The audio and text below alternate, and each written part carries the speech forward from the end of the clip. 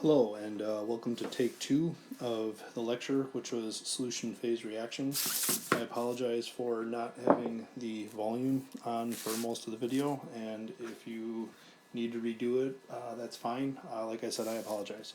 So, in any case, we need to talk a little bit about solution phase reactions. And solution phase reactions really have to do with double replacement reactions. And double replacement reactions, as you may recall, always look something like this. AB reacts with CD to form AD and CB. Now, the thing of it is that with all of these types of double replacement reactions, in the past we didn't really tell you what the states of matter had to be, or if we did tell, or if you did need to know, we basically told you. So with solutions, with double replacement reactions, they almost always occur in aqueous solutions. So it's when you mix two aqueous reactants together, and when you mix two aqueous reactants together, one of the products is going to be another aqueous product, but the other product will be a solid. And that solid that is produced is something that we call a precipitate. So in a double replacement reaction, if you take two solutions and you mix them together, if the reaction occurs, it occurs when one of the products is a solid. So you will always have a solid as a product, and you will always have an aqueous as a product. Now, there's a couple other things that we mind, is that there's three main reasons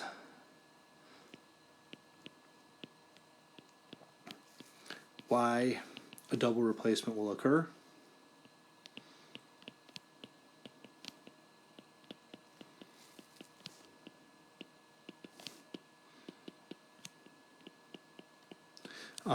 Or another way that I sometimes refer to it is the three things that drive a double replacement reaction. One of those is the formation of a solid. The formation of a solid is also called a precipitate.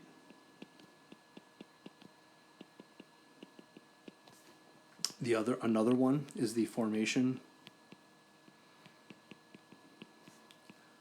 of water, which the state of matter would be pure liquid. And the third one is the formation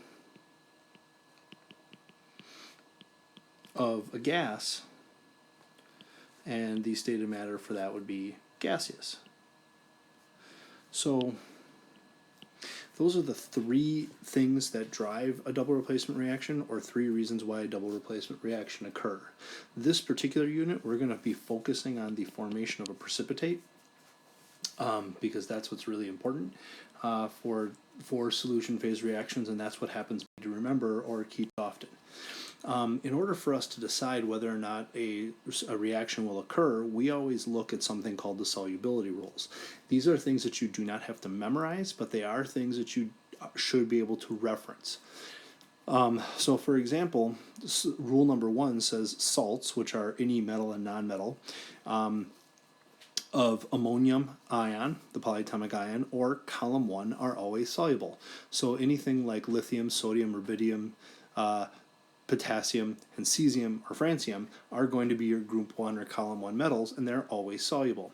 Another rule says the halides, so group 17, fluoride, chloride, bromide, iodide, those are always soluble as well, except if they're paired up with silver, mercury, or lead. Now, we can have silver, mercury, and lead, so like silver chloride or mercury chloride or lead chloride.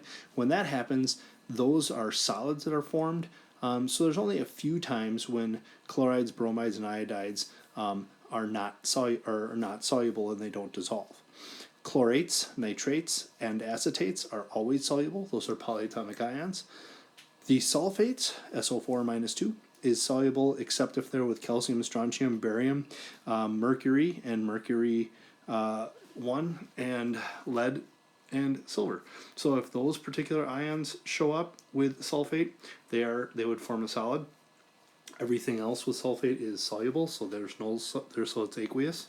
Phosphates, carbonates, and chromates are insoluble, so they almost always make solids. So except if they pair up with ammonium, which is NH4, or a column 1, lithium, sodium, potassium, rubidium, cesium, or francium, then they would be soluble.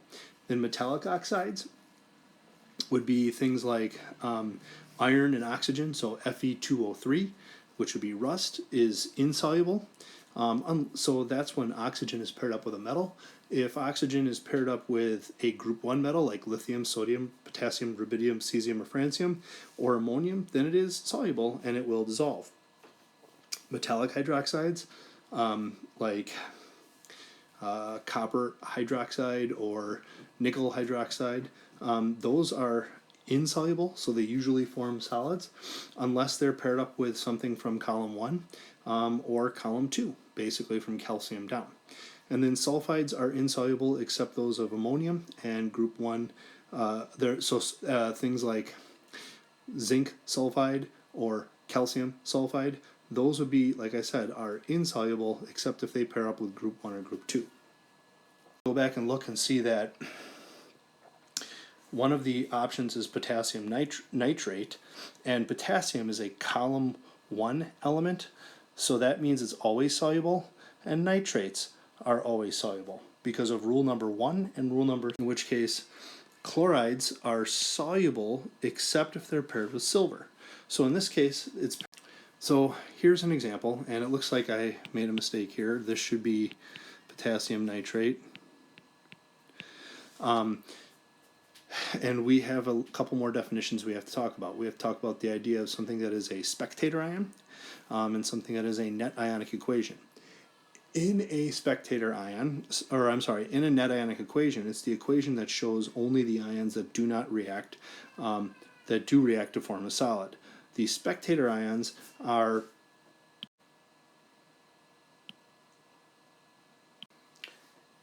spectator ions are ions that do not react and stay dissolved in water once the reaction is over. So what that looks like is in this particular reaction we are given potassium chloride and silver nitrate, and they are both aqueous solutions as reactants. The products, on the other hand, we have to decide whether or not they are one of the three things is present that drive a chemical reaction, a double replacement reaction for occurring.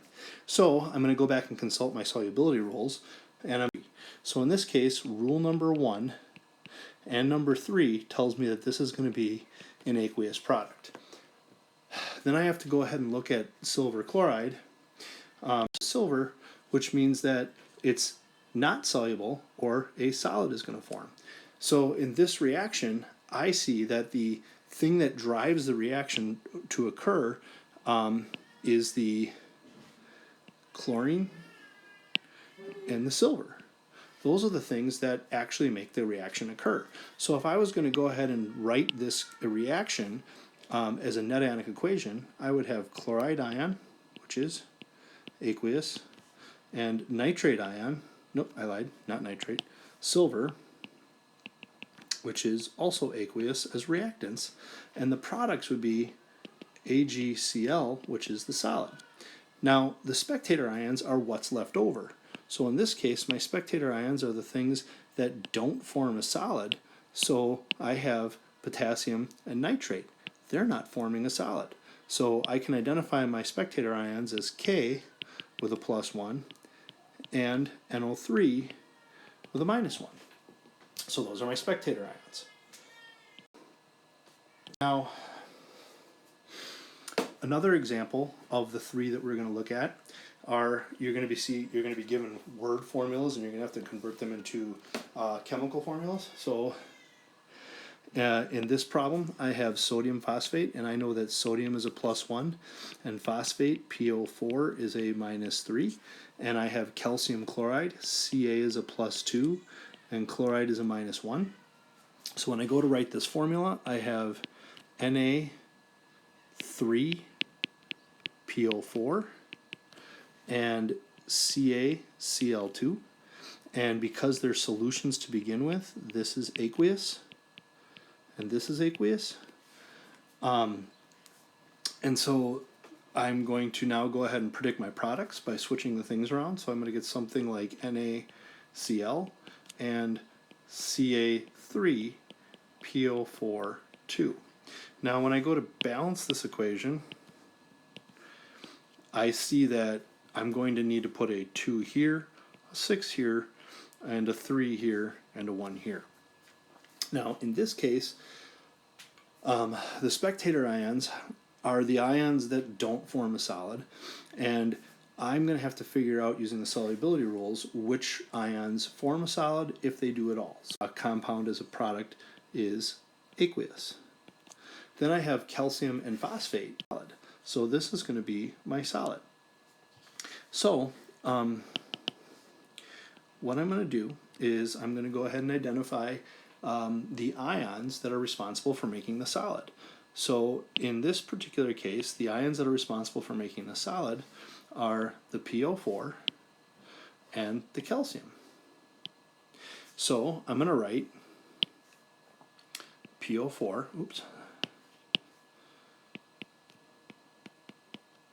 with a -3,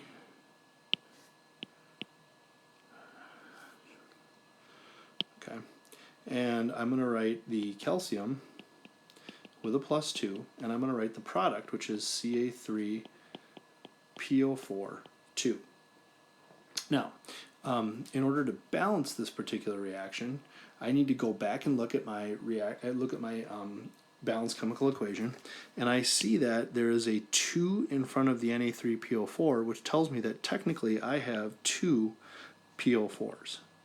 I have 6 sodiums, but I have 2 PO4s. And there's a 3 in front of the calcium chloride, so I have to put a 3 here.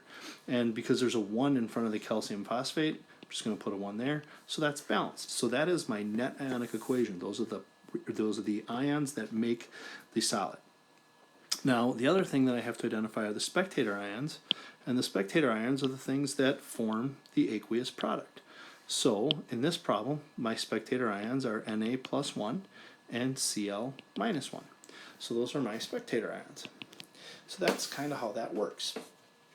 Now, I'm going to go ahead and use my solubility rules. I'm going to start with sodium chloride, NaCl.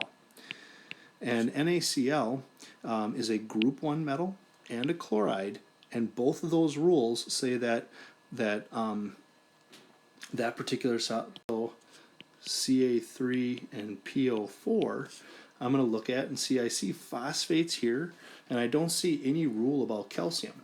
But phosphates are insoluble except if they're paired with a group 1 metal, and calcium is a group 2 metal, so that means that this one must be another example real quick. Solutions of sodium nitrate. So here I have sodium nitrate, which is Na, which is a +1, and NO3, which is a -1, and lithium bromide, Li, which is a +1, and Br, which is a -1. So I'm going to take Na, NO3, plus Li, Br, and they're going to switch around and make Na, Br, and Li, NO3. So the charges cross down, everything is okay. These are solutions to begin with, so as reactants, so I'm going to do that. Then I have to go ahead and consult my solubility rules. So number 1 and 3, this is aqueous. So then,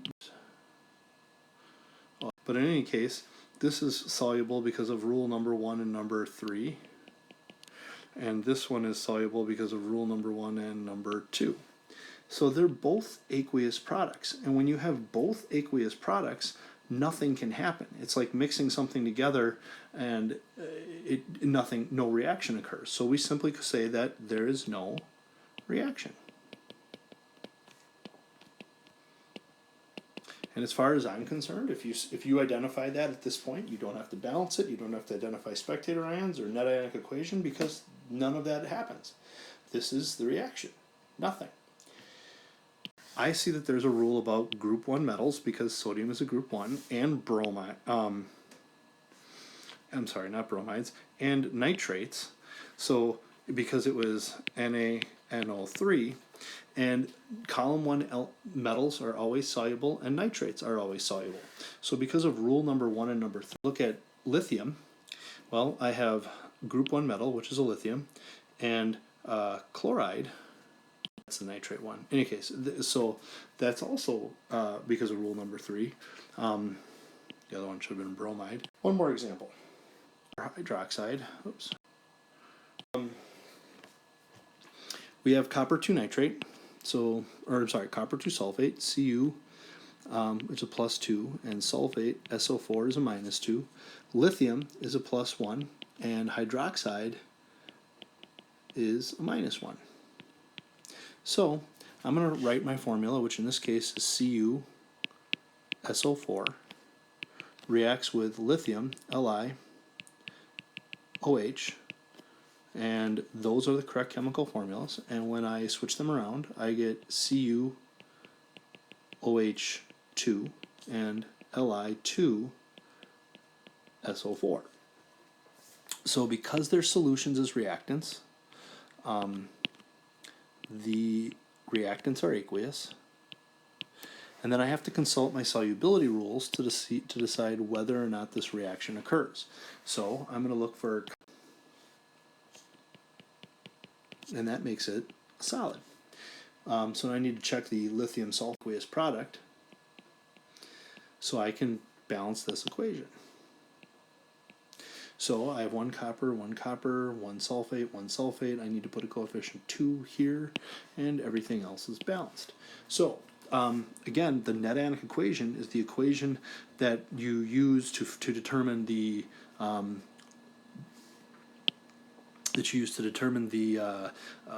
ions that formed the solid. So in this case, copper forms a solid, hydroxide. So copper hydroxide is my is my product that I have to write the net ionic equation for. So I'm going to write Cu with a +2, and it's aqueous. And I'm going to write OH, which is -1, and it's also aqueous, reacts to form CuOH2. Now, I got to go back and check my balanced chemical equation, and because there's a 1 in front of the copper, I need a 1 here. And because there's a 2 in front of the hydroxide, I need a 2 here. And because there's a 1 in front of the copper hydroxide, I need a 1 there. And this is solid. And then the last thing that I have to do is write my spectator ions. And again, my spectator ions are the ones that form my aqueous product, which are lithium and sulfate. So in this case, lithium, which is a +1, and sulfate, which is a -2, are my spectator ions. So now your homework is to complete the solution phase reaction worksheet, which you will be working on Wednesday. It won't be due until Friday, and just simply taking notes on this is going to be what your homework is this evening. So good luck, and we'll talk to you later. So Cu and OH. There's no rule I see about copper, but there is a rule that I see about hydroxides. All hydroxides are insoluble except if they're group 1 or group 2 metals. Well, copper is a transition metal, so that means it is insoluble because of rule number 7. So I have Li and SO4.